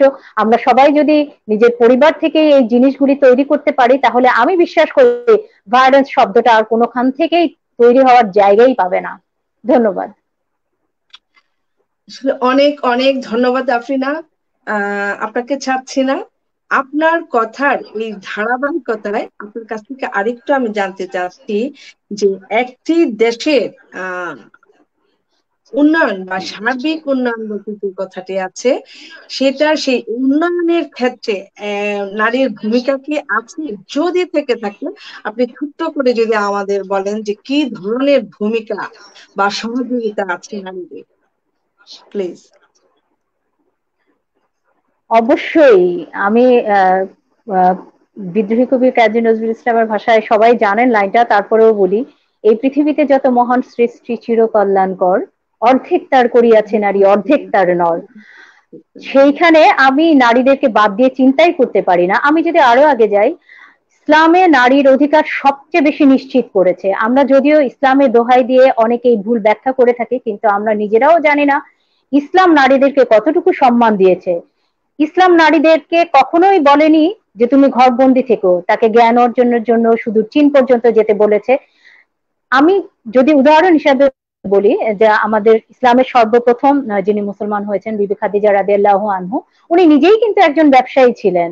আপনি সেই দিক থেকে চিন্তা করে দেখেন, উনি নিজে একজন ব্যবসায়ী ছিলেন, যেখানে উনি সমস্ত পৃথিবীর নারীদেরকে আলাদা করে আর বলার দরকার নেই যে তুমি সেটা করতে পারবে না। তার সেই ব্যবসায় অর্জিত আয় দিয়ে আমাদের ধর্মের প্রচারে, আমাদের নবী করিম সাল্লাল্লাহু আলাইহি ওয়াসাল্লাম সেই অর্থ দিয়ে আমাদের ধর্ম প্রচারে অনেক সহায়তা করেছেন। এবং নারীদেরকে অবশ্যই প্রত্যেকটা কাজের মধ্যে থেকে করতে হবে। আর উন্নয়নের পথে যেটা বলবো, অর্থনৈতিক মুক্তি। অর্থনৈতিক মুক্তি না হলে একটা দেশের উন্নতি কখনোই সম্ভব নয়। সেই দিক থেকে আমাদের দেশ অনেকটাই প্রিভিলেজ দিচ্ছে। বাংলাদেশ গভর্নমেন্ট নারীদেরকে অবৈতনিক শিক্ষা ব্যবস্থা চালু করেছে, তাদেরকে বিভিন্ন কার্যক্ষেত্রে অফিসে কোটা ব্যবস্থা করেছে, তাদেরকে অ্যাজ এ ব্যাংকার আমি যেটা বলবো যে উইমেন এন্টারপ্রেনারশিপে বিভিন্ন ধরনের লোনের অ্যারেঞ্জমেন্ট করেছে। কিন্তু আমরা জানার অভাবে এই সুবিধাগুলি নিতে পারছি না। তো আমাদেরকে জানতে হবে এবং আমাদেরকে বের হয়ে আসতে হবে। আমাদেরকে বুঝতে হবে যে আমি আমার জায়গা থেকে করব। মেয়েদেরকে পড়াশোনার অর্থ আমরা অনেকেই প্রায়শই বলে থাকি বাবা মারা, যে তুমি পড়াশোনা না করলে শিক্ষিত ছেলে পাবো না বিয়ে দেওয়ার জন্য। বিষয়টা কেন এমন হবে? আমি একটা শুধুমাত্র শিক্ষিত বর পাবো বলেই পড়ালেখা করব? শিক্ষিত বর আমি পাবো সেটা একটা এডিশনাল, সেটা সময়ের চাহিদা। কিন্তু আমি শিক্ষিত হব আমার জন্য, আমি শিক্ষিত হব, আমি আমার পরিবারকে উন্নত করব, আমার রাষ্ট্রের প্রতি কিছু দায়িত্ববোধ আছে, কিছু দায়বদ্ধতা আছে, সেইগুলি পূরণ করব। আর একটা রাষ্ট্রকে এগিয়ে নিয়ে যাওয়ার জন্য নারীকে পুরুষের পাশাপাশি কাঁধে কাঁধ রেখে সমতালে তাদেরকে সমস্ত অ্যাক্টিভিটিতে ইনভলভ হতে হবে। আদারওয়াইজ একটি দেশের উন্নতি কখনোই সম্ভব হবে না। সে কারণে আমি আবার বলবো যে নারীরা তোমরা এগিয়ে এসো, আমরা আছি তোমাদের সাথে। আমরা তোমাদেরকে যত ধরনের যারা নিরক্ষর বা পেছনে রয়েছে তাদেরকে আমরা সাপোর্ট দিব। আর যারা এগিয়ে আছো মাশাআল্লাহ, তারা তো এগিয়ে আছোই, তারা প্রত্যেকেই কিছু অ্যাক্টিভিটি করো, যে অ্যাক্টিভিটিটা শুধুমাত্র তোমার মানে মানুষ হিসেবে আত্মতৃপ্তি ঘাটতি যেন না থাকে। তুমি যাতে বলতে পারো যে আমি নারী হিসেবে আমি করছি। অর্থনৈতিক মুক্তির সাথে সাথে সামাজিক মুক্তি বা সমস্ত কিছু থেকে তুমি যদি প্যারালাল ভাবে একটা পুরুষের সাথে সমান তালে এগিয়ে যাও, তুমি তোমার পরিবারকে উন্নত করতে পারবে। কারণ একক আয়ে একটা পরিবার যতটুকু স্বাচ্ছন্দ্য থাকে, আমরা দেখে যাচ্ছি যে আজকাল বাইরের দেশের মতো বাংলাদেশও হাজবেন্ড ওয়াইফ দুজনেই সার্ভিস করছে বা বিজনেস করছে। এবং সবচেয়ে বড় ইন্সপায়ারিং যে বিষয়টা, এই কোভিড সিচুয়েশনে আমরা দেখেছি অনলাইন বিজনেস। বিশেষ করে অনেকেই ভালো রাঁধছে, সেটা শুধুমাত্র যে হ্যাঁ খেতে ভালো হয়েছে এই প্রশংসায় গা ভাসাচ্ছে না। সে তার জায়গা থেকে একটা অনলাইন পেজ করছে, রান্না বান্না করছে, ক্ষুদ্র পরিসরে সে বিজনেস করছে, অনলাইনে ডেলিভারি দিচ্ছে, অর্ডার দিচ্ছে, সে সুতার কাজ পাচ্ছে সেটা করছে, সে রান্না পাচ্ছে সেটা করছে, সে কোনো কিছু বানাতে পারছে, সমস্ত কিছু করছে। সমস্ত কিছু দিয়ে সে আস্তে আস্তে এগিয়ে যাচ্ছে।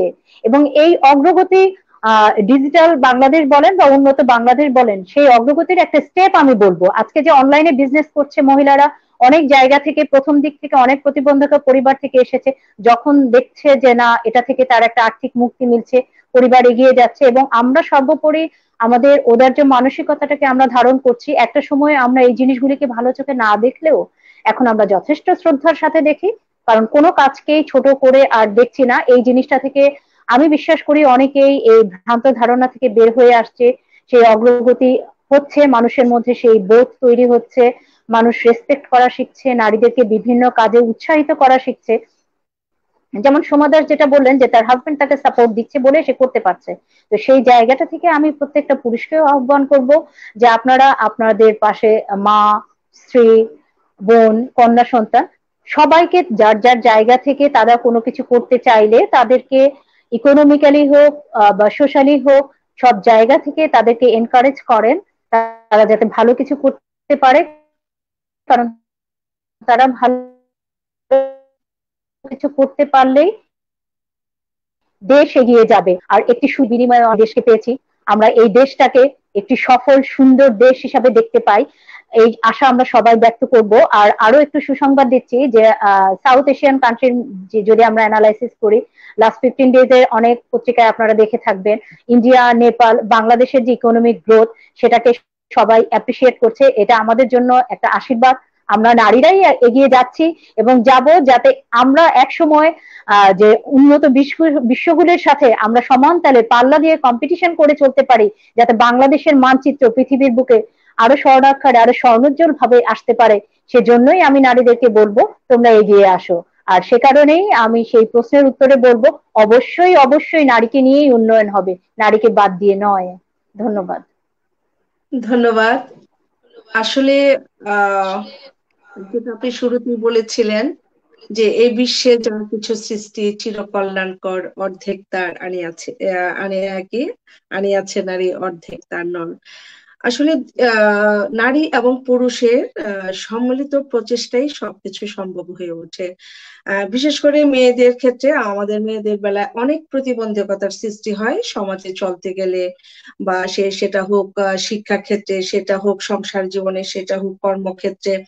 সেখানে যদি একজন পুরুষ একজন ভালো মানুষের ভূমিকায় একজন নারীকে আহ সহযোগিতা করে থাকেন প্রতিটা ক্ষেত্রে সম্মানের সাথে, তাহলে একজন নারী, তাকে আর নারী বলে কখনো পিছপা হয়ে থাকতে হবে না। আমি মনে করি সে একজন মানুষ, একজন পুরুষ যেরকম সমাজকে এগিয়ে নিয়ে যেতে সহযোগিতা করছেন, একজন নারীরও সেই দায়িত্ববোধ থেকে এগিয়ে নিয়ে যেতে পারেন। কিন্তু অনেক প্রতিবন্ধকতার কারণে হয়তো অনেক সময় হয়ে ওঠে না, তবে ইনশাল্লাহ আমরা এই ধরনের প্রতিবন্ধকতা কাটিয়ে উঠবো। তবে একটা মেয়ে শুরু কিন্তু তার ঘর থেকে।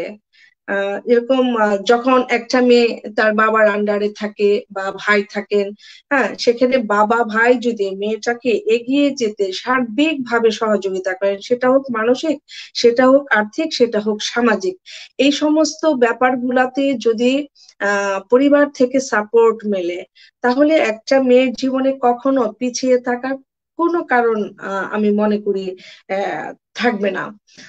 তো যাই হোক, আজকে অনেক অনেক সুন্দর এবং এত ভালো ভালো কথা আমরা শুনলাম। আমি আশা করব যারা আমাদের এই প্রোগ্রামটি দেখছেন ওনারা কিছুটা হলেও উপকৃত হবেন। তো প্রতি শুক্রবারই আমরা আসবো নারীদের নিয়ে কথা বলতে আপনাদের মাঝে। তো আরেকটা সুসংবাদ দিচ্ছি, অনেকক্ষণ যাবত আমি আমাদের অতিথিদের আটকিয়ে রেখেছি। তো আরেকটা সংবাদ হলো সেটা যে আমাদের প্যারিসের সুনামধন্য এবং স্বনামধন্য শিল্পী আমাদের শোভা দাস। আর সেক্ষেত্রে আফরিনা আফরিনা কিন্তু খুব ভালো একজন বক্তা, প্লাস কবিতা আবৃত্তি করেন। উনি খুব সুন্দর কবিতা আবৃত্তিও করেন, যেটা অনেকে হয়তো জানেন না। আমি যতটুকু জানি সেখান থেকে আপনাদেরকে জানিয়ে দিচ্ছি। তো শেষ পর্যায়ে যেহেতু এরকম গুণী দুইজন মেহমান আজকে আমাদের সাথে আছেন, ওনাদেরকে যদি এমনি এমনিতে ছেড়ে দেই তাহলে হয়তো মানে আমাদের পোষাবে না। তো আমরা চাচ্ছি আপনাদের কাছ থেকে একটু সামান্য বিনোদন। এত সুন্দর সুন্দর কথার পর যদি একটু বিনোদন আসে তাহলে তো মানে ষোলকলা পূর্ণ হয়ে গেল। তো আমি প্রথমেই আমি সোমা দাসকে অনুরোধ করব, সোমা দাস আপনার সুললিত কণ্ঠে আমাদের একটি গান শোনান সবার উদ্দেশ্যে, যারা যারা দেখছেন, যারা পরে দেখবেন, প্লিজ। হ্যাঁ, ধন্যবাদ আপনাকে। আমি একটু আপনাদের সাথে একটু সম্পৃক্ত হতে চাই, আপনাদের সাথে সহমত পোষণ করতে চাই। সেটা হচ্ছে যে আমাকে কি শোনা যাচ্ছে ভালো করে? হ্যাঁ, হ্যাঁ, হ্যাঁ। শুনতে পাচ্ছি। সেটা, হ্যাঁ, সেটা হচ্ছে যে নারী পুরুষ, আসলে আমরা যে নারী সংগঠন যেটা আমরা প্রতিষ্ঠিত করেছি বা আমরা যে স্বপ্ন দেখছি, যে পরিকল্পনার মাফিক আমরা চলছি বা যে স্বপ্নের পথ দিয়ে হাঁটছি, সেটার আসলেই উদ্দেশ্য হচ্ছে, আমি এতক্ষণ আফরিনা আপার কথা খুব মন দিয়ে শুনলাম, আপনার কথাও শুনলাম, আমার খুব ভালো লেগেছে। আসলে এগুলাই তো আমাদের কথা।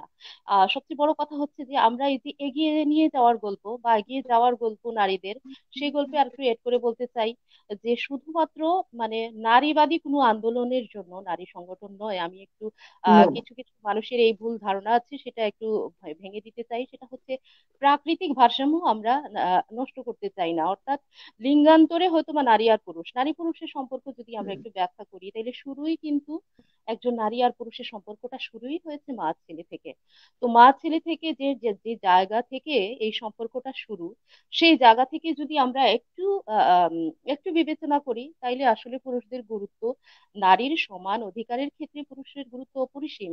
অর্থাৎ পুরুষদেরকে আমি শুধুমাত্র এটা বলতে চাই যে ঘরে ভাতের থালা থেকে শুরু করে, সেটা অর্থনৈতিক হোক, সেটা অর্থকরী হোক, সামাজিকতা হোক, আর সবচেয়ে বড় ব্যাপার হচ্ছে সম্পদ সম্মান, সব জায়গায় যেন সমান থাকে। অর্থাৎ যাতে মানে সে যেন সমান অধিকার পায়।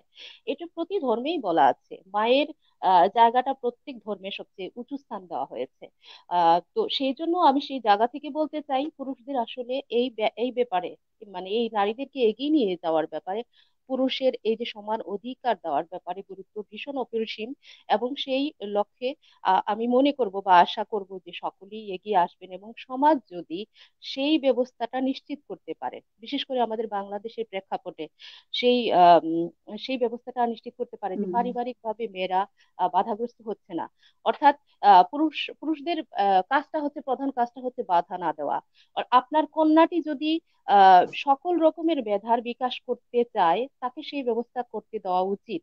আপনাকে আপনি বাধা না দিয়ে সেই ব্যবস্থাটা তাকে করে দিবেন, সেই সুব্যবস্থাটা করে দিবেন, আপনার কন্যাটি যাতে সঠিকভাবে তার মেধার বিকাশ ঘটাতে পারে, এবং আপনার স্ত্রীও যেন সঠিকভাবে সেই মেধার বিকাশ ঘটাতে পারেন। আপনার বোনের বেলাও সেই আপনি চিন্তা করবেন।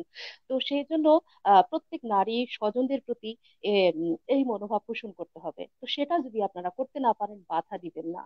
কারণ হচ্ছে বাধাগ্রস্তই হলে এগিয়ে যাওয়াতে বিপত্তি ঘটে। তো সেক্ষেত্রে আমরা মনে করি যে সমাজ যদি এই এই বিষয়টা নিশ্চিত করতে পারে, তাইলে এগিয়ে যাওয়ার গল্প আরো বেশি হবে, আরো সুন্দর হবে, এবং আমরা এগিয়ে যেতে পারবো, এবং এগিয়ে যাওয়ার গল্প শুনবো, অনুপ্রেরণা পাবো। তো সে লক্ষ্যেই মানে আমাদের আসলে এই সাংগঠনিক কার্যক্রম হোক বা আগামীর স্বপ্ন হোক, আমাদের আগামীর পরিকল্পনা হোক, এই আশাবাদ ব্যক্ত করছি। আর গান আসলে ভাবি তো জানেন, আমি একটা কথা বলতে চাই, সেটা হচ্ছে গানটা আসলেই লাইফস্টাইলের একটা অংশ হয়ে গেছে। গানটা এখন দেখা যাচ্ছে যে শুধুমাত্র স্টেজে গাওয়া বা আরেকজন শুনবে সেই জন্য গাওয়া, সেই জন্য না, মানে জীবনের একটা অংশ মনে করি। রবীন্দ্রনাথের ভাষায়, গানের ভুবন দিয়ে যখন দেখি ভুবন খানি, তখন তারে জানি, তখন তারে চিনি। আসলে এই যে চেনা জানার বিষয়টা, গানের ভিতর দিয়ে যখন দেখি, তখন খুব সহজ হয়, সুন্দর হয় এবং সরল হয়। তো আমার মনে হয় প্রত্যেকের জীবনে এই মানে এই গান, সংস্কৃতি চর্চা, কৃষ্টি খুব ওতপ্রোতভাবে জড়িত, সহজ সুন্দরভাবে জড়িত। গান আসলে গানের তো প্রস্তুতি নাই ভাবি আমি, খালি গলায় তাইলে একটা দেশের গান করার হ্যাঁ, চেষ্টা করছি। খালি গোলাতেই শুনবো। হ্যাঁ, জি। হুম। আমি সাবিনা ইয়াসমিনের একটি দেশের গান করার চেষ্টা করছি। এটা আমি জানি তৌফিকা শাহেদ ভাবির খুব পছন্দের একটি গান, উনি কোনো অনুষ্ঠানে গেলে আমাকে সেটা করার জন্য ধন্যবাদ। অনুরোধ করেন। তো যেহেতু উনার আমন্ত্রণে লাইভে এসেছি, আমি ভাবির পছন্দের গানটি করার চেষ্টা করছি। এই বাংলার মাটিতে শিমুলি মাটি, ভোরের শিশির ভেজা ঘাসের ফুলে, যে আশার আলো তুমি ছড়িয়ে দিলে, আমি সে আলোর প্রেম নিয়ে তোমাকেই ভালোবেসেছি। এই বাংলার মাটিতে শিমুলি মাটি, ভোরের শিশির ভেজা ঘাসের ফুলে, যে আশার আলো তুমি ছড়িয়ে দিলে, আমি সে আলোর প্রেম নিয়ে তোমাকেই ভালোবেসেছি। রূপালি চাঁদের হাসি তোমার মুখে, সোনালি ধানের দোলা তোমার চোখে, স্বপ্ন আমার তোমার মাঝে খুঁজে পেয়েছি। আমি তোমাকে ভালোবেসেছি। এই বাংলার মাটিতে শিমুলি মাতে ভোরের শিশির ভেজা ঘাসের ফুলে, যে আশার আলো তুমি ছড়িয়ে দিলে, আমি সে আলোর প্রেম নিয়ে তোমাকে ভালোবেসেছি। তোমার প্রেরণা যদি সাথে থাকে, হাতের মুঠোয় পাবো আকাশটাকে। তাই তো তোমার চলার সাথী হতে পেরেছি, আমি তোমাকে ভালোবেসেছি। এই বাংলার মাটিতে শিমুলি মাতে ভোরের শিশির ভেজা ঘাসের ফুলে, যে আশার আলো তুমি ছড়িয়ে দিলে, আমি সে আলোর প্রেম নিয়ে তোমাকে ভালোবেসেছি। আমি তোমাকে ভালোবেসেছি। ধন্যবাদ। অসাধারণ, অসাধারণ। আহ ধন্যবাদ মনে সবাই। হচ্ছিল যেন অগ্রহায়ণের সেই শিশির ভেজা দুর্বা ঘাসে হাঁটছি আর ভোরবেলা শিউলি কুড়াচ্ছি। সত্যি আমার খুব প্রিয় গান এটি। দেশটাকে এত বেশি মনে পড়ে যায়, চোখে জল এসে যায়। তো যাই হোক, এই তো জীবন, কেউ দেশে থাকবে, কেউ পরবাসে। সেটাই। আহ অনেক অনেক ধন্যবাদ সুমা। আপনাকেও আবারও ধন্যবাদ। আমরা একসাথে হব, কথা বলবো, তোমাদের এই মূল্যবান কথা আবারও শুনবো। তো আজকের মতো আহ বিদায় নিচ্ছি। তবে বিদায়ের আগে আমরা আবার যাচ্ছি বাংলাদেশে তোমাকে নিয়ে, এবং সাথে যে সমস্ত প্রবাসী বন্ধুরা দেখছেন ওনাদেরকে বাংলাদেশে নিয়ে যাচ্ছি। বাংলাদেশে অপেক্ষা করছেন আমাদের আরেক বিকশিত নারী আফরিনা শিমু। আফরিনা শিমুর একটি আবৃত্তি আমরা শুনবো। তারপর পরে আজকে আমরা তিনজন বিদায় নিব। বিদায়ের ঘন্টা এখনো বাজেনি, কিছুটা সময় আছে, আমরা কবিতাটি শুনে নেই। হ্যাঁ আফরিনা। ধন্যবাদ। আসলে আমি বুঝতে পারছি না আমার কি বলা উচিত। আপনি আমাকে এতখানি বড় করে তুলে ধরেছেন, আমি নিজেই লজ্জা পাচ্ছি। তারপরেও আমি চেষ্টা করছি।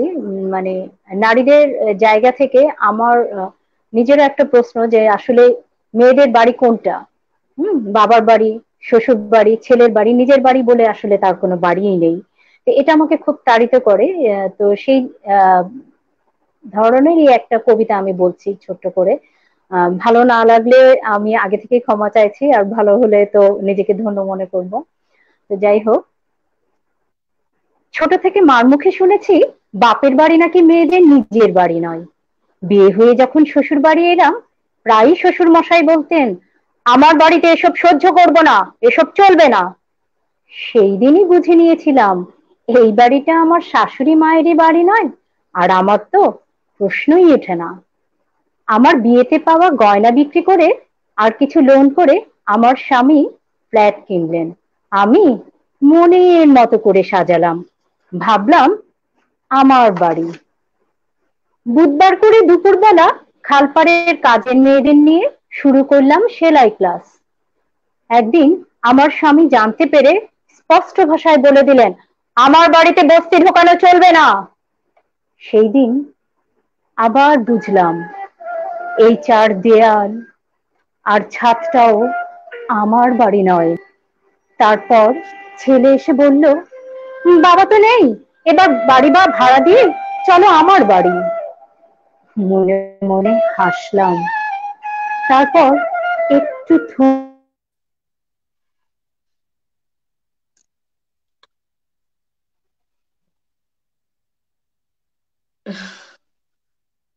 আফরিনা বোধহয় হ্যাঁ, আমরা আপাকেও মনে হয় আসলে খুব আপ্লুত হয়ে পড়ছিলাম যে সত্যি আমাদের বাড়ি কঞ্চি। আসলে আবার চিন্তা করলে এটাও মনে হয় সবই তো আমার। তা আমাদের এই সান্ত্বনা নিয়েই থাকতে হয়। আহ আফরিনাকে কি সত্যি হারিয়ে ফেললাম? হয়তোবা উনি আমি একটু ট্রাই করি আবার। হ্যাঁ হ্যাঁ হ্যাঁ, আসলে আমাকে আফরিনা শুনছেন? আপনি তো একদম মনের গভীরে চলে যাচ্ছিলেন। হ্যাঁ, আবারও শুনি। আমি আসলে কোন পর্যন্ত গিয়েছিলাম? আচ্ছা, আমি একদম না, শুরু থেকেই গয়না করি, বিক্রি আমি দুই করেন? মিনিটের কবিতা। হ্যাঁ কোন জায়গা আচ্ছা, থেকে? না শুরু শুরু কোন থেকেই আবার জায়গায়? না হয়। যদি আচ্ছা, ঠিক আছে। না না না, 2 মিনিট সময় ওকে, করা নো যায়। শুরু প্রবলেম। থেকে না বুঝলে আসলে একটা মেয়ে উৎফুল্ল থেকে কিভাবে সে বিষাদগ্রস্ত হয়, সেটাই আসলে সেই পর্বগুলি আমরা দেখবো আর কি। ছোট থেকে মার মুখে শুনেছি বাপের বাড়ি নাকি মেয়েদের নিজের বাড়ি নয়। বিয়ে হয়ে যখন শ্বশুর বাড়ি এলাম, প্রায়ই শ্বশুর মশাই বলতেন, আমার বাড়িতে এসব সহ্য করব না, এসব চলবে না। সেই দিনই বুঝে নিয়েছিলাম এই বাড়িটা আমার শাশুড়ি মায়েরই বাড়ি নয়। আমার তো প্রশ্নই ওঠে না। আমার বিয়েতে পাওয়া গয়না বিক্রি করে আর কিছু লোন করে আমার স্বামী ফ্ল্যাট কিনলেন। আমি মনের মতো করে সাজালাম, ভাবলাম আমার বাড়ি। বুধবার করে দুপুরবেলা খালপাড়ের কাজের মেয়েদের নিয়ে শুরু করলাম সেলাই ক্লাস। একদিন আমার স্বামী জানতে পেরে স্পষ্ট ভাষায় বলে দিলেন, আমার বাড়িতে বস্তি ঢোকানো চলবে না। সেই দিন আবার বুঝলাম এই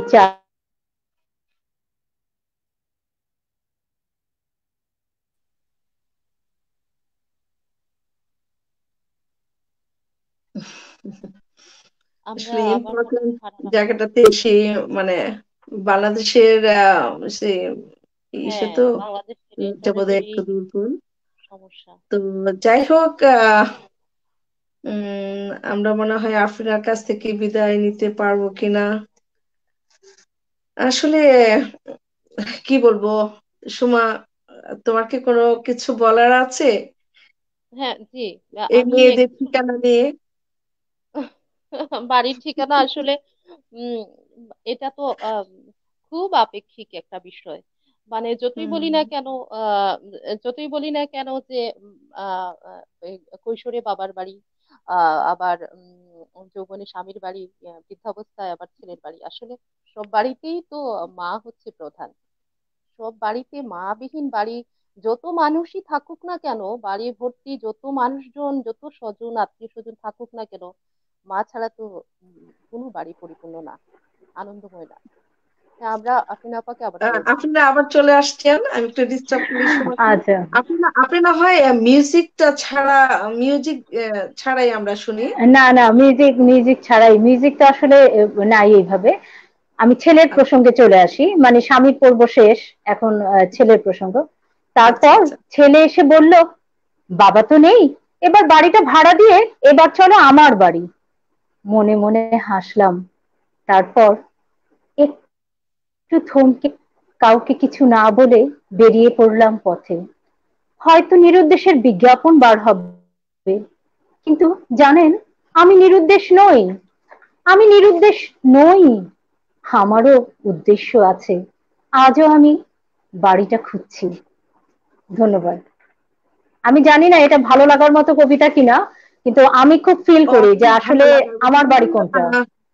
আমার কোনো বাড়ি নেই। না আসলে যদিও আমরা জানি ব্যক্তিগতভাবে আপনি যে ঢাকা শহরের মতো আহ একটা জায়গাতে আপনি My নিজে God, সেটা ফ্ল্যাটের না, মালিক। আমি আক্ষরিক অর্থে বলছি, তাছাড়া আমি এরকম বাড়ির নারীদের রোমান্টিক নারীদের কথাই আসলে বলছি। যদিও যদিও এই কবিতাতে মানে প্রকাশ পাচ্ছে যে আমার বাড়ি কুঞ্চি। আসলে সবগুলা বাড়ি, বাবার মেয়েদের বাড়ি, কোনো বাড়ি নেই। স্বামীর বাড়ি, সন্তানের বাড়ি, সব বাড়ি আমার, সব বাড়ি আমার, আমাকে সবারই ছাড়া আমার, হ্যাঁ। ওরা হ্যাঁ, অঝরা। মাকে ছাড়া না না, মাকে ছাড়া কোনো অঝরা। বাড়ি আসলে। তো আমি মনে করি যে আমাদের চিন্তিত হবার কারণ নেই, আমরা সব জায়গায় আছি, সব জায়গায় থাকবো। আর অধিকার না পাই, কি বলবো? কর্তব্য করে যাই, সেটাই বড় কথা। অধিকার বোধ নয়, দায়িত্ববোধ জাগ্রত হোক, দায়িত্ববোধ নিয়ে এগিয়ে চলি। সেটাই। তো অনেক অনেক ধন্যবাদ, আপনাদের এই মূল্যবান অনেক বক্তব্য আমি সহ যারা দেখছেন সবাই শুনতে পেলেন। তো আমাদের এই বিকশিত নারীর মঞ্চ থেকে আমরা প্রতি শুক্রবারে আপনাদের কাছে আসব কিছু শোনাতে। আর বিকশিত নারীরা থাকবেন আমাদের সাথে।